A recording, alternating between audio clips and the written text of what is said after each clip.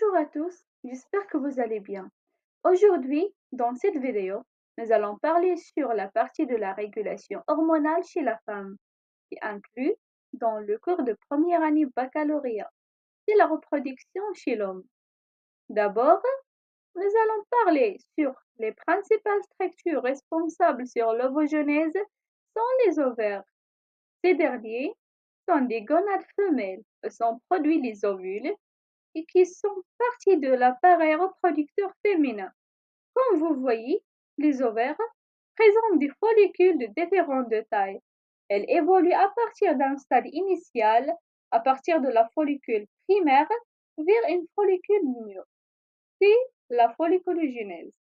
Tout d'abord, les hormones sexuelles féminines sont deux types, les estrogènes et la progestérone, sont sécrétés par les ovaires. Alors, pour le cycle ovarien a une durée de 28 jours. Comme vous voyez, dans la photo généralement composée de deux phases, la phase folliculaire et la phase utérine ou bien lutéale. Comme vous voyez ici, la follicule primaire qui compose d'un ovocyte au centre, il va grandir jusqu'à va être mature, ce qu'on appelle les follicules de Graaf. Juste après le 14e jour, ce qu'on appelle l'ovulation. Alors, ce follicule va libérer l'ovocyte et ce dernier migre par les troncs de phalon vers l'utérus. On parle ici sur la phase folliculaire.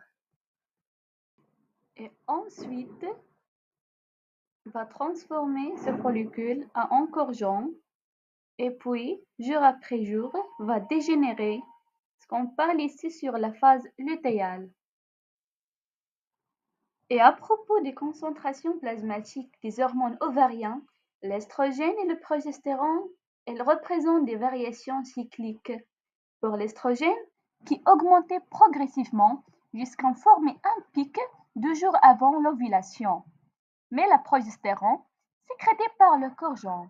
Le progestérone, comme vous voyez ici, peut être concentré au cours de la phase folliculaire, mais elle augmente, se forme d'un pic au cours de la phase lutéale.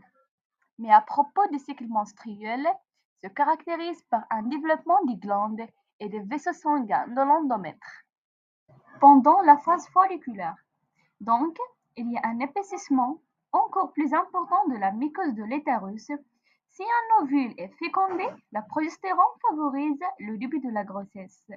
Mais si aucune fécondation a lieu, le corps se décompose entre 9 et 11 jours après l'ovulation et la résulte une chute de la progestérone et l'estrogène.